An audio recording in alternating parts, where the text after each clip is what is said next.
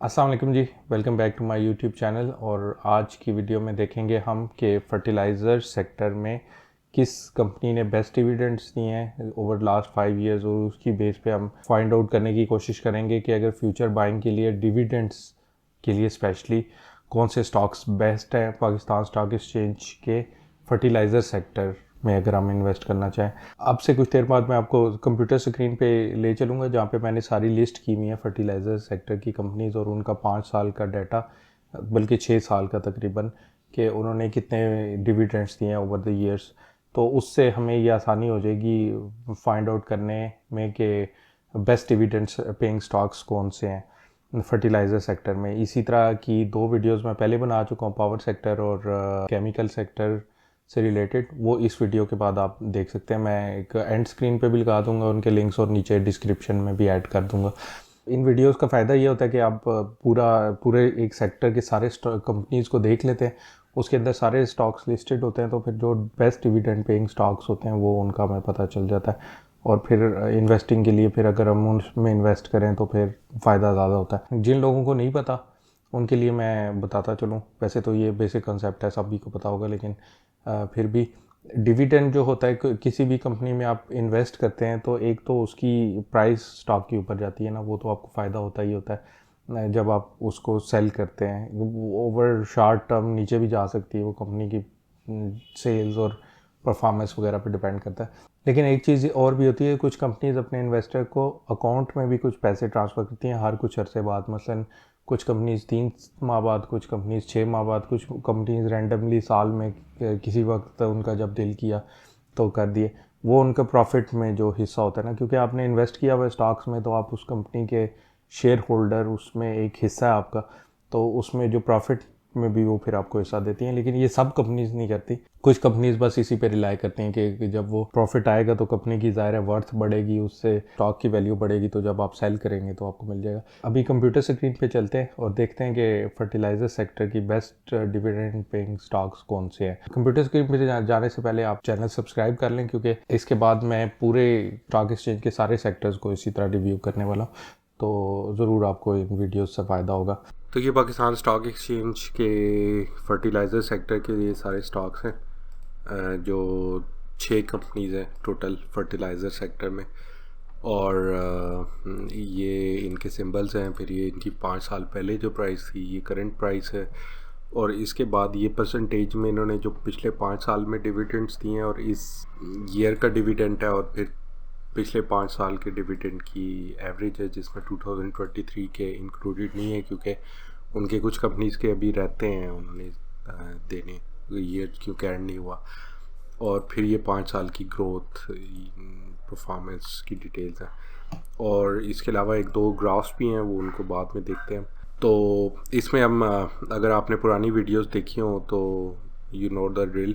हम शुरू में जिन्होंने बहुत ही इतने अट्रैक्टिव डिविडेंड्स नहीं दिए उन सबको डिस्क्वालीफाई करते जाएंगे, और एंड में हम देखेंगे कि कौन सी 1-2 कंपनीज है जिन्होंने सबसे बेस्ट डिविडेंड्स दिए, और वो फिर हम अपनी डिविडेंड देने वाले स्टॉक्स की लिस्ट में ऐड कर सकते हैं और उसमें फिर इन्वेस्ट कर सकते हैं अगर डिविडेंड के लिहाज से हम इन्वेस्ट करें। तो सबसे पहले तो ये जैसे ऑब्वियसली ये वाला है जो फौजी फर्टिलाइज़र बिन कासिम के नाम से कंपनी है। तो इन्होंने एक तो डिविडेंड्स पिछले 5 सालों में बिल्कुल कुछ भी नहीं दिया। 2008 में लास्ट इनका डिविडेंड था, तो एवरेज 0.52% बन रहा है इनका, बल्कि प्राइस भी डिप्रिशिएट हुई है इसकी। 40 पे प्राइस थी 5 साल पहले, अभी 22 रुपये है।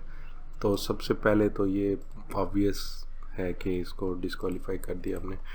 फिर इसके बाद जो कंपनीज़ है उसमें सबसे कम इसका नज़र आ रहा है फ्लैट लाइन ग्रो भी नहीं हुआ ये पिछले 5 सालों में। 5 साल पहले 30 पे था, अभी भी 30 पे है, और सेंटर में ये ऊपर भी गया था 43 पे, लेकिन फ़िलहाल जो है ना, और ये भी 30 मेरे ख्याल है ये करंट रैली जो चल रही है उसकी वजह से शायद अगर ये डाई डाउन करती है रैली तो नीचे भी आ सकता है। इसको भी हम रेड कर देते हैं। अच्छा, ये पीछे बाकी जो पीछे 4 कंपनीज रहती हैं ना फर्टिलाइज़र सेक्टर में, असल में काफ़ी अच्छे डिविडेंड्स दिए हैं कंपनीज ने। इसमें एक ये जो कंपनी है ये देखें, एंग्रो फर्टिलाइज़र 18.70, इनका सबसे अट्रैक्टिव डिविडेंड है, लेकिन बाकी भी इतने बुरे नहीं है। और स्पेशली ये जब 2018 में ये एंग्रो कॉरपोरेशन ने या इवन ये फौजी फर्टिलाइज़र वगैरह ने जो डिविडेंड्स दिए ना, उस वक्त के लिहाज से बहुत अच्छे थे। उस वक्त अकाउंट्स में भी 7% मिल रहा होता था, यहाँ पे भी 7%। फिर 2020 और 21 में तकरीबन 15% तक गया था। फिर 2022 के बाद तो वो 20% तक अकाउंट्स में मिल जाता है आपको, सेविंग अकाउंट में, अगर आप अपने पैसे रखते हैं। 2 कंपनीज तो हमने डिस्क्वालीफाई कर दी, लेकिन बाकी 3 जो है इनको ग्रोथ के लिहाज से भी देख लेते हैं। इसमें जो है ये एंग्रो जो है, इनकी स्लाइड डिप्रिशिएशन ही हुई है। ये 324 रुपये का था, अभी 296 रुपये का। अभी करंट रैली में फिर ऊपर जा रहा है, तो शायद कोई रिकवर कर जाए। लेकिन ये देखें, लेटली इन्होंने डिविडेंड्स अच्छे दिए हैं। स्पेशली अभी इस साल का एक डिविडेंड इनका रहता है, फिर भी 16% पे चला गया। और एंग्रो फर्टिलाइज़र, इन्होंने तो बहुत ही अच्छे डिविडेंड्स दिए हैं। उस वक्त जब 7% अकाउंट्स में मिलता था, 10% मिलता था, ये पहले 3 साल इस उन दिनों ये 14%, 18%, 20% तक देते रहे। फिर यहाँ पे अकाउंट्स में भी बढ़ा है, लेकिन इनका भी काफ़ी अच्छा था। फिर इनकी 30% तक ग्रोथ भी हुई है। 77 का था, 100 पे आया हुआ है आजकल। ये ऊपर नीचे होता रहता है, लेकिन ये बहुत मुश्किल है कि 80 से नीचे कभी जाके रुके, एकदम से जो है रिकवर करता है, क्योंकि ये डिविडेंड पेइंग स्टॉक है। और सबसे अच्छी बात यह है कि ये मल्टीपल डिविडेंड्स देते हैं पर ईयर। तो आपने साल के अंदर अगर पहले डिविडेंड पे जो आपको पैसे मिले हैं उसको री इन्वेस्ट कर लें, तो ये 23% जो है ये 30% तक भी चला जा सकता है। इसी तरह ये 15% जो है ये 20 से ज़्यादा बनता है अगर आप री इन्वेस्टिंग भी करते हैं। उसमें कंपाउंडिंग का इफेक्ट भी आ जाता है। मेरे ख्याल में तो ये जो बाकी कंपनीज़ है ना, इनका काफ़ी अच्छा वो था। मसलन एंग्रो और एंग्रो फर्टिलाइज़र जो है ना, ये अब एंग्रो थोड़ा सा नीचे है, लेकिन ये भी ऊपर जाएगा मेरे ख्याल में। फातिमा फर्टिलाइज़र जो है, इसकी ग्रोथ फ्लैट लाइन रही है, तो ये चलें इसको हम येलो में डाल देते हैं कि कोई इसमें इन्वेस्ट करना चाहे ना करना चाहे डिविडेंड के लिहाज से। तो स्पेशली इनके उतने अट्रैक्टिव नहीं थे। अच्छा, दूसरी जो फौजी फर्टिलाइज़र है, ये भी इनकी ग्रोथ भी उस लिहाज से कम थी, और इनका जो डिविडेंड है वो भी परसेंटेज यहाँ पे तो काफ़ी इम्प्रेसिव थी अकाउंट्स के कंपेयर्ड, लेकिन यहाँ पे कोई इतनी सही नहीं रही। तो इसको भी मेरे ख्याल में मैं कोई येलो में डाल देता हूँ। तो लेकिन ये जो बेस्ट 2 हैं ना, ये हमारे बेस्ट हैं। अब यहाँ पे जो ये है एंग्रो कॉरपोरेशन, इसका थोड़ा सा जो है पिछले ईयर्स का वो परसेंटेज थोड़ी कम आ रही है, लेकिन ये एंग्रो कंपनी का, तो एंग्रो की और भी कंपनीज बड़ी अच्छे डिविडेंड्स देते हैं। जैसे इस साल इन्होंने अच्छा दिए, तो अभी एक रहता भी है, तो आगे भी मेरे ख्याल है ये अच्छा देंगे। तो ये एंग्रो की दोनों कंपनीज तो बिल्कुल, इन दोनों को तो ग्रीन में डालता हूँ मैं। अब इसमें शायद यहाँ पे थोड़ी सा मैं अपना बाइस भी दिखा रहा हूँ एंग्रो कॉरपोरेशन का, क्योंकि एंग्रो के वैसे मुझे इस वजह से ही पसंद है कि ये डिविडेंड्स अच्छी देती हैं। और खैर ये फातिमा और एफएफसी, इसमें भी सोच सकते हैं कुछ ना कुछ मनी, मसलन अगर आपने जो मनी जो है वो डिविडेंड्स में इन्वेस्ट करने के लिए स्पेशली रखी हुई है, तो उसमें से कुछ ना कुछ आप मे बी 10% आप इसमें और इसमें शायद इन्वेस्ट करना चाहें।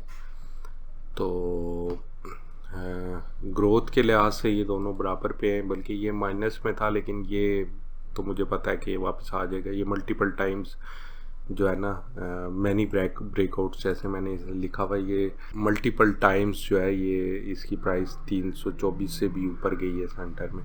तो इस टाइम पे ये नीचे है, लेकिन ये रिकवर करेगा। ये अच्छा इनका पीछे बैकिंग जो है ना एंग्रो की है। एंग्रो फर्टिलाइज़र, फिर EPCL, EPQL, ये ग्रुप ऑफ कंपनीज हैं, ये काफ़ी अच्छे डिविडेंड्स वगैरह देती हैं। लास्ट जैसे इनका ट्रैक रिकॉर्ड बड़ा अच्छा है, और ये मल्टीपल भी देती है उनको। अगर वो मिला के मसलन एक डिविडेंड से जो आपको ट्रांसफ़र हुआ है अमाउंट, उसको अगले में दोबारा परचेज़ कर लें और उन पे भी करें, तो वो कंपाउंडिंग का इफेक्ट भी आ सकता है। तो उस तरह से परसेंटेज एक अकाउंट से भी ज़्यादा अट्रैक्टिव बन जाती है। यहाँ पे बल्कि मैं इसको ना डार्क ग्रीन कर देता हूँ। सबसे जो स्टार स्टॉक है ना, अगर आप इसमें से एक सब में से चूज़ करना चाहते हैं जिसमें आप इन्वेस्ट करें, तो वो फिर एंग्रो हो सकता है। फिर उसके बाद ये फौजी और एंग्रो कार्प जो है ना, ये दोनों हो सकते हैं। वन फातिमा फर्टिलाइज़र भी, ये मैंने इस दफ़ा 2 क्या कहते हैं ग्राफ्स भी बनाए थे। ये ईयर्स हैं और ये कंपनीज़ के नाम है। तो ये AHCL जो था हमारा आरिफ हबीब कॉरपोरेशन लिमिटेड, इन्होंने 1 साल स्किप किया है जो कि 2019 था।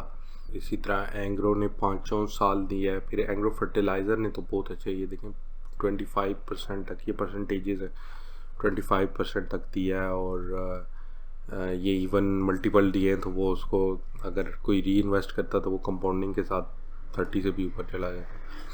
इसी तरह फातिमा फर्टिलाइज़र और FFC एंग्रो, ये तकरीबन बराबर वैसे बाकी तीनों कंपनीज ने दिए। स्पेशली एंग्रो का जो लास्ट था ना वो काफ़ी अच्छा था। और ये इनकी ओवरऑल जो एवरेज है, एवरेज के लिहाज से एंग्रो फर्टिलाइज़र सबसे ऊपर है। फिर उसके बाद एंग्रो और फातिमा और FFC जो फौजी फर्टिलाइज़र है।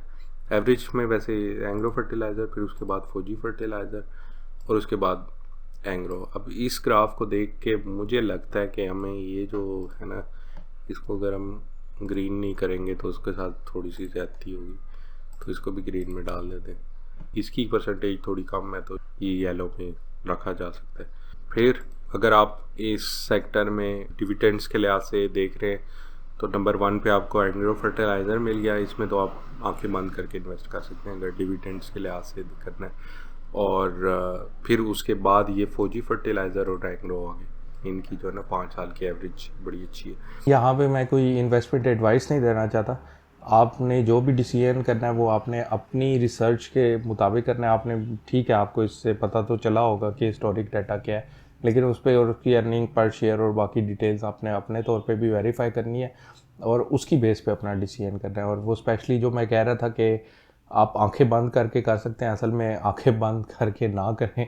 आप उसमें अपनी इन्वेस्टमेंट सारी जो रिसर्च वगैरह वो करें और उसके बाद इन्वेस्ट करें। तो बाकी इस चैनल को सब्सक्राइब कर लें। अभी पहले 2 सेक्टर्स, पावर सेक्टर और केमिकल सेक्टर की भी मैं इसी तरह की वीडियो बना चुका हूँ और बाकी सेक्टर्स को भी इंशाल्लाह आस्ता आस्ता कवर करेंगे। और अगली वीडियो से ये जो पुराने सेक्टर्स में हमें बेस्ट डिविडेंड पेइंग स्टॉक्स हैं उनकी भी एंड में एक और मैं लिस्ट बना लूँगा। उसमें फिर नई जो भी हमें फाइंड होंगे ऐड करते जाएंगे, तो वो एक हमारा रिसर्च से जो है ओवरऑल फ़ायदा होगा। पूरे स्टॉक एक्सचेंज का हमें आस्ता आस्ता पता चलता रहेगा कि बेस्ट ओवरऑल कौन से स्टॉक हैं। तो बाकी भी मनी इन्वेस्टमेंट और स्टॉक एक्सचेंज से रिलेटेड मैं वीडियोस बनाता रहता हूँ। आप अगर चैनल को सब्सक्राइब करेंगे तो आपको ज़रूर फ़ायदा होगा। इंशाल्लाह मिलते हैं अगली वीडियो में।